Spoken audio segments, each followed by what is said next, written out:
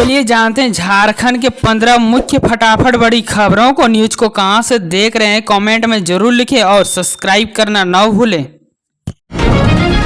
मैया योजना के लिए क्या क्या है जरूरी, फॉर्म भरने से हेमंत सरकार की SOP। झारखंड मुख्यमंत्री मैया सम्मान योजना का लाभ लेने के लिए अब मतदाता पहचान पत्र अनिवार्य नहीं होगा। महिला एवं बाल विकास विभाग ने इस योजना के लिए क्रियान्वयन के लिए बुधवार को SOP जारी कर दिया है। जारी SOP के मुताबिक इस योजना का लाभ लेने के लिए मतदाता पहचान पत्र अनिवार्य दस्तावेज नहीं होगा। SOP के अनुसार आवेदिका द्वारा आवेदन के साथ एक पासपोर्ट साइज फोटो, आधार कार्ड की छाया प्रति, बैंक पासबुक की छाया प्रति, राशन कार्ड की छाया प्रति ही दस्तावेज के रूप में देनी होगी। झारखंड के किसानों के 2 लाख तक के ऋण होंगे माफ, शुरू होगी 3 नई योजनाएं। झारखंड की कृषि मंत्री दीपिका पांडे सिंह ने कहा है कि प्रदेश की सरकार किसानों को आर्थिक रूप से मजबूत करने के लिए कई स्तर पर काम कर रही है। इनमें से किसानों की कर्ज माफी भी शामिल है। दीपिका पांडे सिंह ने गुरुवार को 8 अगस्त को कहा है कि 7 अगस्त को मुख्यमंत्री हेमंत सोरेन की अध्यक्षता में मंत्रिमंडल की बैठक हुई। बैठक में कृषि विभाग के 3 प्रस्तावों को पारित किया गया है। रांची विधानसभा भाजपा की सेफ सीट, लेकिन 1 दर्जन उम्मीदवार कर रहे हैं दावेदारी। 2 सर्वे कर चुकी है पार्टी। झारखंड में आगामी विधानसभा चुनाव को लेकर राजनीतिक सरगर्मी तेज हो गई है। प्रमुख राजनीतिक दलों की ओर से तैयारी शुरू कर दी गई है। इसकी और से सीटों आधार पर प्रत्याशी चयन को लेकर अलग अलग पद्धति अपनाई जा रही है। विभिन्न एजेंसियों के माध्यम से सर्वे भी कराया जा रहा है। इधर लंबे समय से पार्टी से जुड़े नेता कार्यकर्ता मैदान में उतरने को लेकर लॉबिंग में जुट गए हैं। रांची विधानसभा राज्य भर के सेफ सीटों में गिनी जाती है। इस सीट से भाजपा लगातार जीतती रही है। 4 दशक से यह सीट भाजपा की रही। हालांकि पिछले विधानसभा चुनाव में झामुमो की प्रत्याशी महुआ माझी ने भाजपा की परेशानी बढ़ा दी थी। बहुत कम अंतर से CP सिंह चुनाव जीत पाए। गिरिडीह के जरीडीह में बनेगा इंजीनियरिंग कॉलेज, राज्य सरकार से मिली स्वीकृति। गिरिडीह में अभियंता कॉलेज के निर्माण को लेकर बुधवार की देर शाम न्यू समाहरणालय में महत्वपूर्ण बैठक हुई। बैठक में DC नमन, प्रियेश लड़का, गांडी विधायक कल्पना सोरेन के साथ सदर विधायक सुदिव्य कुमार सोनू और झामुमो अध्यक्ष संजय सिंह भी शामिल हुए। इस दौरान बैठक में चर्चा के दौरान कहा गया है कि राज्य सरकार ने अभियंता कॉलेज निर्माण की स्वीकृति मिली है। बैठक में कहा गया है कि 360 छात्रों के साथ कॉलेज का निर्माण शुरू किया जाएगा, जबकि सत्र में 1200 छात्रों की कोर्स हर सत्र में 1200 छात्रों की कोर्स पूरा होने की बात कही गई है। बैठक में कहा गया है कि पंचवा के जरीडीह मौजा में शुरू किया जाएगा। झारखंड के राज्यपाल संतोष गंगवार जल्द बनेंगे रांची के वोटर, विधानसभा चुनाव में कर सकेंगे मतदान। झारखंड के नवनियुक्त राज्यपाल संतोष गंगवार अब जल्द ही झारखंड में वोट डाल सकेंगे। दरअसल गुरुवार को झारखंड के मुख्य निर्वाचन पदाधिकारी के रवि कुमार की मौजूदगी में रांची विधानसभा क्षेत्र के निर्वाचन निबंधन पदाधिकारी उत्कर्ष कुमार ने राज्यपाल संतोष गंगवार से फॉर्म 8 भरवाया। प्रक्रिया पूरी हो जाने के बाद महिमा रांची विधानसभा क्षेत्र के वोटर हो जाएंगे और आगामी विधानसभा में अपने मत का प्रयोग कर सकेंगे। बता दें कि झारखंड में विधानसभा चुनाव अक्टूबर से नवंबर में संभावित। क्या बांग्लादेशी घुसपैठियों के आने के बाद कार्रवाई होगी? HC का केंद्र सरकार से सवाल। झारखंड हाईकोर्ट के एक्टिव चीफ जस्टिस SN प्रसाद व जस्टिस के राय की खंडपीठ में गुरुवार को झारखंड के संथाल परगना प्रमंडल में बांग्लादेशी घुसपैठी को रोकने के लिए जनहित याचिका पर सुनवाई हुई।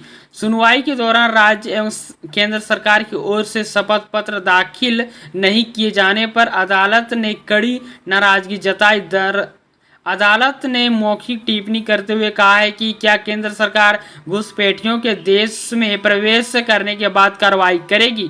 बांग्लादेश में राजनीतिक अस्थिरता है, ऐसे में बांग्लादेशी घुसपैठियों को भारत में आने से रोकने के लिए बीएसएफ को सीमा पर कड़ी निगरानी करनी होगी। यह राष्ट्रीय सुरक्षा का मामला है। ऐसे में अगर जरूरत पड़ी तो केंद्रीय गृह सचिव से जवाब मांगा जा सकता है। एयरटेल ने बिहार झारखंड के इतने शहरों में वाईफाई सर्विस का किया विस्तार। इन सुविधाओं का ले पाएंगे लाभ। भारत की टेलीकॉम सर्विस प्रोवाइडर भारतीय एयरटेल लगातार अपनी सर्विस को बढ़ा रही है। इस बीच कंपनी के बिहार झारखंड में अपने ब्रॉडबैंड वाईफाई सर्विस को और मजबूत किया है। एयरटेल ने एक रिपोर्ट जारी करते हुए कहा है कि उसने बिहार और झारखंड में 10 लाख से अधिक नए घरों तक अपनी वाईफाई सर्विस का विस्तार कर दिया है। एयरटेल वाईफाई के साथ ग्राहक को न केवल विश्वसनीय हाई स्पीड की वायरलेस इंटरनेट सेवा मिलती है, बल्कि अनलिमिटेड स्ट्रीमिंग, 20 से अधिक ओटीटी सर्विसें और 350 से अधिक टीवी चैनलों सहित कई अन्य लाभ भी मिलते हैं। बांग्लादेश में नहीं थम रही है हिंसा। सरकार गिरने के बाद 232 लोगों की मौत। जेल में 209 कैदी भी हुए फरार। शेख हसीना की सरकार गिरने के बाद 232 लोगों की मौत। बीते 23 दिनों में 569 लोग हिंसा का एक हुए शिकार। बांग्लादेश में सोमवार को शेख हसीना के नेतृत्व वाली सरकार के पतन के बाद देश भर में भड़की हिंसा की घटनाओं में कम से कम 232 लोग मारे गए। गुरुवार को मीडिया रिपोर्ट में यह जानकारी दी है कि इसके साथ ही मध्य जुलाई में आरक्षण विरोधी प्रदर्शन शुरू होने के बाद से अब तक मरने वालों की संख्या 560 हो गई है। शेख हसीना ने प्रधानमंत्री पद की इस्तीफा दे दिया और अपने शासन के खिलाफ कई सप्ताह चले उग्र छात्र विरोध प्रदर्शन के बाद देश छोड़कर भाग गई। श्रीलंका क्रिकेट में कोहराम। आईसीसी ने एक गेंदबाज पर लगाए फिक्सिंग के आरोप। बचाव के लिए 14 दिन का दिया समय।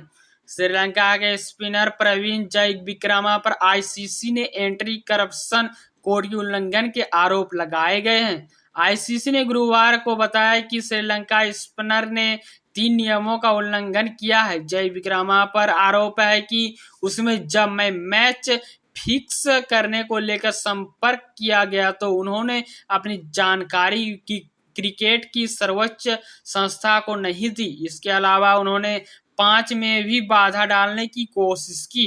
आईसीसी ने अपने बयान में कहा है कि श्रीलंकाई क्रिकेट खिलाड़ी ने उन मैसेज को डिलीट कर दिया फिक्स करने की बात कही थी। आईसीसी ने अपने बयान में कहा है कि श्रीलंकाई गेंदबाज ने अपने पास से उन मैसेज को डिलीट कर दिया। इनमें से मैच फिक्स करने को कहा गया था। जयविक्रमा के पास अपने ऊपर लगे आरोपों के जवाब देने के लिए 6 अगस्त से लेकर 14 दिन तक का समय दिया है।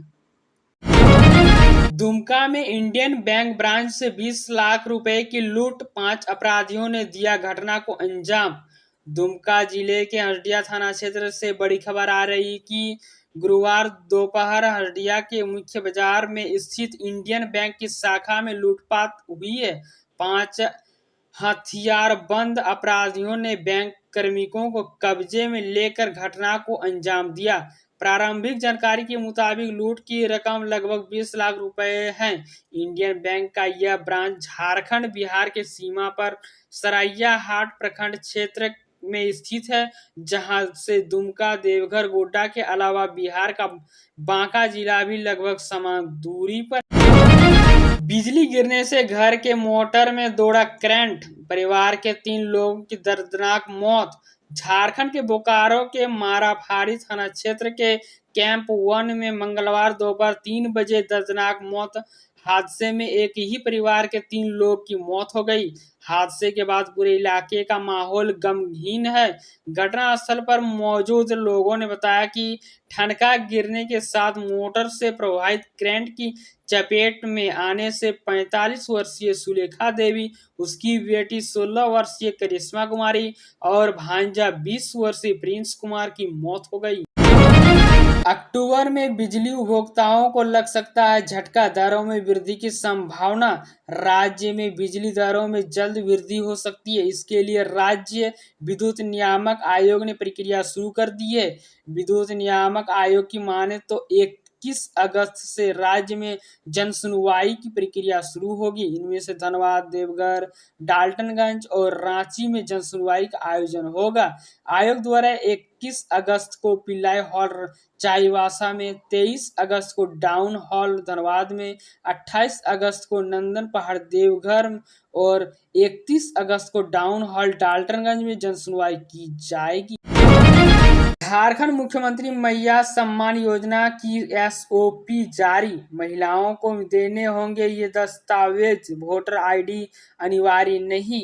झारखंड मुख्यमंत्री मैया सम्मान योजना के लिए बुधवार को एसओपी जारी कर दी गई है। कैबिनेट से स्वीकृति मिलने के बाद मानक संचालन प्रक्रिया जारी की गई है। इसके तहत अब वोटर आईडी कार्ड अनिवार्य नहीं है। रिजल्ट से नाखुश हो तो जरूर करवाएं पुनर्मूल्यांकन, प्रति प्रश्न देने होंगे 100 रुपए।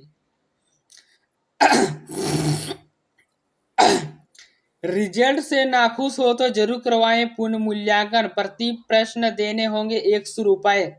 100 रुपए प्रति प्रश्न देकर 10वीं और 12वीं के प्रश्नों का करा सकते हैं पुनर्मूल्यांकन। अंकों के सत्यापन, मूल्यांकित उत्तर पुस्तिकाओं की फोटोकॉपी का कार्यक्रम जारी। सीबीएसई ने पुनर्मूल्यांकन का कार्यक्रम भी किया जारी। केंद्रीय माध्यमिक शिक्षा बोर्ड ने 10वीं और 12वीं के कंपार्टमेंट यानी पूरक परीक्षा का परिणाम जारी कर दिया है। इसके साथ ही सीबीएसई ने परिणाम में मिलने अंकों के सत्यापन, मूल्यांकन उत्तर पुस्तिकाओं की फोटोकॉपी का प्राप्त करने और 10वीं और 12वीं के पूरक परिणाम के पुनर्मूल्यांकन का कार्यक्रम भी जारी कर दिया गया। सीबीएसई की ओर से निर्धारित शुल्क देकर छात्र अपना अंक सुधार पाएंगे। 8 जिलों के सिविल सर्जन समेत 17 चिकित्सा अधिकारी बदले, डॉक्टर सहित पाल को पूर्व सिंहभूम भेजा। राज्य सरकार ने 8 जिलों के सिविल सर्जन सहित 17 चिकित्सा पदाधिकारियों का स्थानांतरण किया गया है। स्वास्थ्य विभाग ने इस संबंध में 7 अगस्त की तिथि से अधिसूचना जारी कर दी थी।